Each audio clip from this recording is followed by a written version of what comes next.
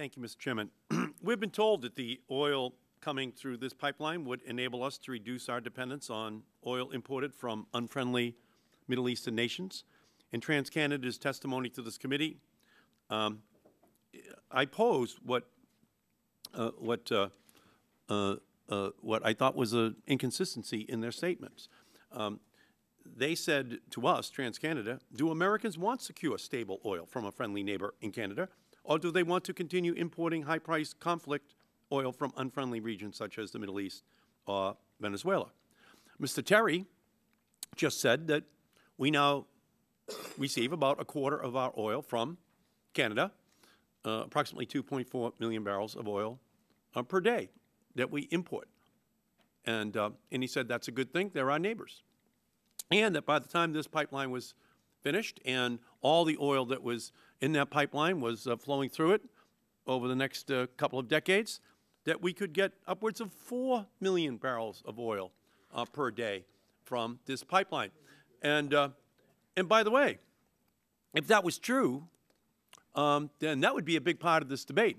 But of course, I asked the TransCanada CEO sitting here at the table last month if he would agree that all of the oil would stay here in the United States. And he said, no, I cannot agree to do that. And so that leaves us with a little dilemma. The gentleman from Nebraska is asserting that this oil is going to stay here, and the CEO of TransCanada said, no, I cannot promise you that the oil is going to stay here. So that then raises the question of what is the real plan? And so I have figured out what the real plan is. Step number one, TransCanada puts the dirtiest oil on the planet into the brand new Republican pipeline. Two, TransCanada sends that oil to the Gulf Coast where it can make billions more than where it currently sells in the Midwest. Three, refineries in the Gulf Coast re-export it to other countries at world oil prices and don't pay any taxes for doing so. Step four, Americans get higher gas prices and no increased energy security.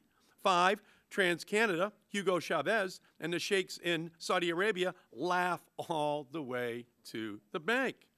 This bill not only tries to sneak a pipeline through the country, it also allows TransCanada to sneak the fuels from the pipeline right out of our country, totally contradicting what the gentleman from Nebraska just said.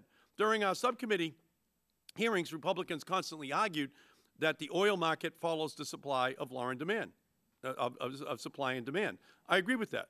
What they fail to mention is that it's OPEC's law of supply and demand that governs this market, which is we control the supply, so you pay what we demand.